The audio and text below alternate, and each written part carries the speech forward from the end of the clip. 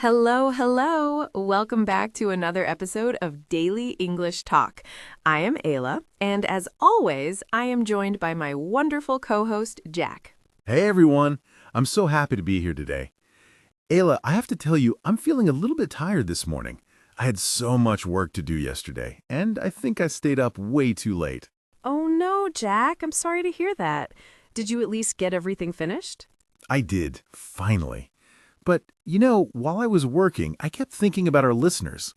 I was writing an email and I stopped because I wasn't sure if I should say I was doing a mistake or making a mistake.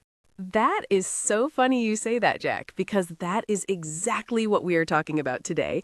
One of the most common questions English learners ask is, when do I use do and when do I use make? It's a classic problem. In many languages, there is only one word for both. So choosing the right one in English feels like a guessing game sometimes. It really does. But today, we are going to break it down. We want to help everyone listening feel more confident. We aren't going to look at boring grammar rules from a textbook. Instead, we are going to talk about how we use these words in our real, everyday lives, like in the kitchen, at work, and even when we are just relaxing. That sounds perfect. I definitely need this lesson too. Even though I speak English every day, sometimes I still have to stop and think for a second. So, what's the plan for today, Ayla? Well, first, we'll just chat a bit about our daily routines. Listeners, pay close attention to the small things Jack and I say. You might hear do and make popping up everywhere. Then we will explain the general feelings behind these words. After that, we'll practice some real-life situations together. I'm ready. So, Ayla, let's go back to this morning. What was the very first thing you did when you got out of bed? Well, I'm a bit of a perfectionist, Jack. The first thing I do every single morning is make my bed. If my bed is messy, I feel like my whole day is messy. See, I'm the opposite. I almost never make my bed. I just jump out, grab some coffee, and start my day. But I did make a huge breakfast this morning because I was so hungry. I made eggs, toast, and some fresh orange juice. That sounds delicious. You made breakfast and I made my bed. Did you notice we both used make there? I did. Is that because we were creating something? Exactly. That's a great way to start thinking about it. When you create or produce something that wasn't there before, like a meal or a tidy bed, we usually use make. That makes sense. But then after breakfast, I had to do the dishes. I didn't make the dishes, right? Right, you did the dishes. We use do for tasks, jobs, or work. The dishes were already there, you were just performing the action of cleaning them. Ah, I see the difference. Making is creating, and doing is performing a task. So while I was doing the dishes, I was also thinking about the chores I have to do later today. I have to do the laundry and do some grocery shopping. You are a very busy man today, Jack. I also have a lot of work to do. I have to do some research for our next episode, and I need to do some exercise because I've been sitting at my desk for too long. Do exercise. That's a good one. It's an activity, not a physical object you are building. Precisely. Let's think about this a bit more deeply.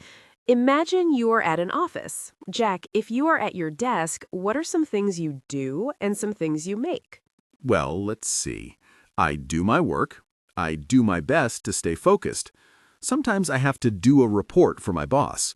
But if I have a great idea, I might make a suggestion in a meeting. Or if I'm talking to a client, I make a phone call. Those are excellent examples. You do the report because it's a task or a duty, but you make a suggestion or make a phone call because you are producing a communication or a choice. What about mistakes, like I mentioned earlier? I always want to say do a mistake because it feels like an action I'm performing. I know it feels that way, Jack, but in English, we always make a mistake. Think of it as creating a result, even if it's a result you didn't want. You made the mistake happen. Okay, I'll try to remember that. I made a mistake. It sounds more natural when I say it out loud. It really does. Don't worry if this feels a bit confusing at first.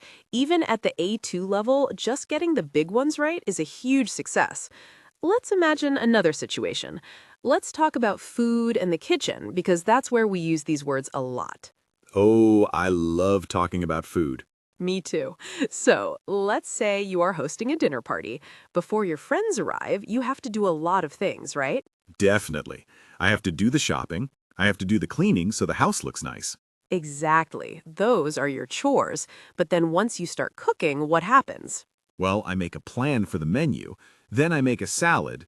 I might make a cake for dessert. Oh, and I definitely make a mess in the kitchen while I'm cooking. Making a mess is the most common kind of making. But you're right, you are producing the food. And when your friends arrive, they might make a comment about how good the house smells. I hope they make a lot of compliments. I'm sure they will. Now, let's listen to how this usually sounds in real life. I'm going to pretend to be a very busy office worker, and Jack, you can be my colleague. Let's see how many do and make words we can hear. I'm ready. Let's try it. Hey, Jack, do you have a minute? I need to ask you a favor. Sure, Ayla. What's up? Are you doing okay with that big project? Honestly, I'm struggling.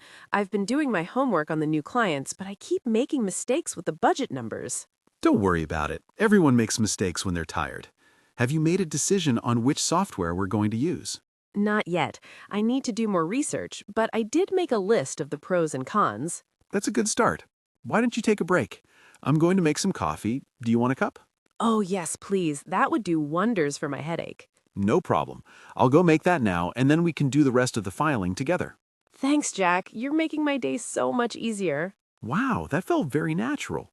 We had doing homework, making mistakes, making a decision, doing research, making a list, making coffee, and doing the filing. And I even used a special idiom at the end. I said, "You are making my day." That means you're making me very happy. I like that one. It's a great way to use make. Before we move on, let me ask you something that usually trips people up. What about do a favor? Why is it do and not make? That's a brilliant question. A favor is an action you perform for someone else. It's like a small job or a helpful task. Since it's a task, we use do. You do me a favor. You do the right thing. You do your hair in the morning. Ah, do your hair. I never thought about that one. I guess I'm not creating my hair, I'm just tasking it into a better shape. Exactly. You're just arranging it. Now, let's talk about some of the make phrases that have to do with speaking or sounds. These are very common. Like make a noise? Yes. If the neighbors are being loud, they are making a noise. If you are in a library, you shouldn't make any noise. And what about when we use our voices? We make a speech, we make a promise, we make a suggestion, we even make a joke. I love making jokes. Sometimes there are bad jokes, but I still make them. And when you tell a joke, you hope people make a laugh. Wait, no, that's a mistake. We don't make a laugh, we just laugh. But we do make a sound. Good catch, Ayla. Even for us, it's important to stay sharp. Let's imagine a different situation now. Let's think about a student, someone who is at the A2 level, just like our listeners. That's a great idea. Let's think about a student named Maria. Maria is studying English. Every day, she does her exercises in her textbook. She does her best to learn new vocabulary. And when she goes to her English class, she makes new friends. She makes a lot of progress because she practices every day. Yes, she makes progress. Progress is a great word for make. You are building your skills step by step. You are creating a better version of your English. I love that. So Maria is doing her work and making progress. What if she has an exam? Does she do an exam or make an exam? Usually she does an exam or takes an exam. The teacher is the one who makes the exam because the teacher creates the questions. Oh, that is a very clear distinction. The creator makes it and the person performing the task does it. Exactly. Here's another one that is very common in daily life. Make a phone call. Right. You are initiating a conversation. You are producing a call. And what about do business? Do business feels like a task or a series of activities, so do sounds right there. My company does business with a lot of international partners. Spot on, Jack. You are really getting the hang of this. Let's listen to one more little dialogue. This time, let's imagine two people planning a trip. Okay, I'll be the one who's stressed about the planning, and you can be the calm one. Sounds like a plan. Let's listen.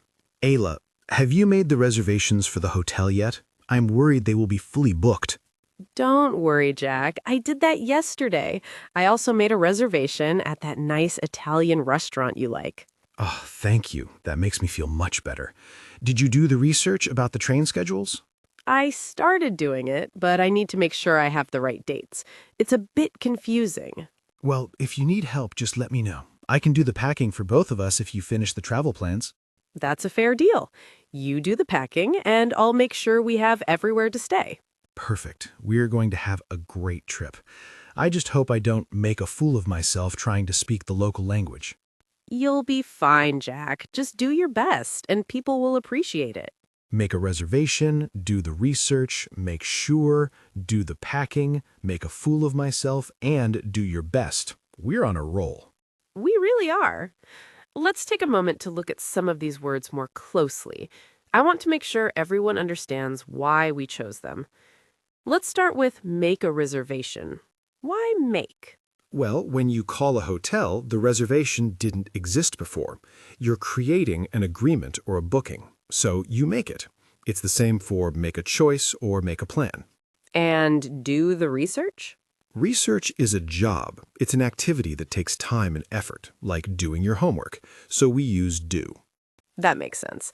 What about make sure? That's a very common phrase. Make sure is a very common expression. It means to check something so that you are certain. You are creating certainty. Please make sure you lock the door when you leave. I use that one every day. Make sure the oven is off. Make sure the kids have their lunches. Exactly. And then we had make a fool of myself. That's a fun idiom. It means to do something silly that makes you look stupid. You are creating a silly version of yourself for a moment. Hopefully I don't do that too often. And finally, do your best. Do your best is such an encouraging phrase. It's an action. You are performing at your highest level. It doesn't matter if you win or lose as long as you do your best. I love that. Now, Ayla, before we get to our vocabulary review, I want to talk about some of those do and make phrases that are just, well, they're just the way they are. We call these collocations, words that just naturally live together. Yes, like make money. Right. You don't do money, you make money, even though it's a lot of work to earn it.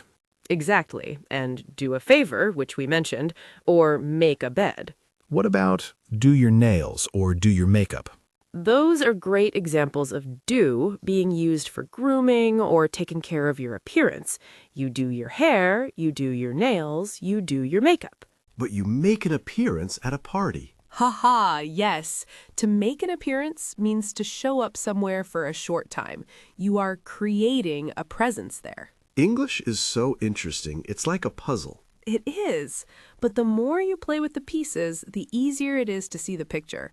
Let's go through some of our key words from today in a very simple way so our listeners can hear them one more time. Great idea. Let's imagine we are talking to a friend and explaining these meanings. Okay, let's start with make a decision. Jack, how would you explain that? Well, if you have two choices, like should I eat pizza or pasta, and you finally choose pizza, you have made a decision. You produced a final choice. I made a decision to eat healthy this week. Perfect. And do the laundry? That's a chore. It's the task of washing your clothes.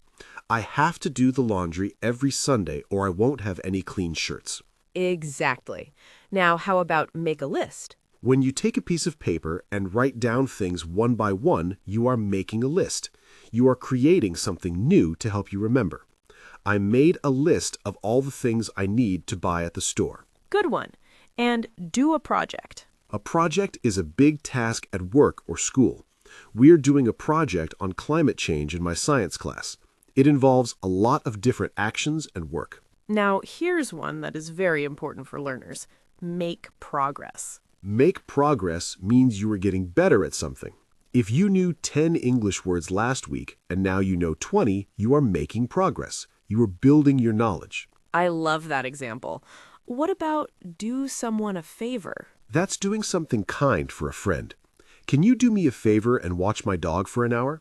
It's a helpful action. And let's not forget, make a phone call. I need to make a phone call to my mom to wish her a happy birthday.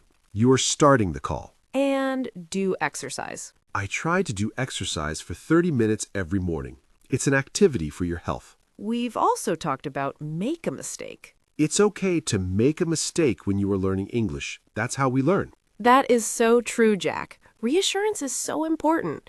If you are listening to this and you say, do a mistake tomorrow, don't worry. The person you are talking to will still understand you. Just try to make a correction next time. Exactly. Every mistake is just a step toward making progress. Now, before we finish up, let's talk about our question of the day.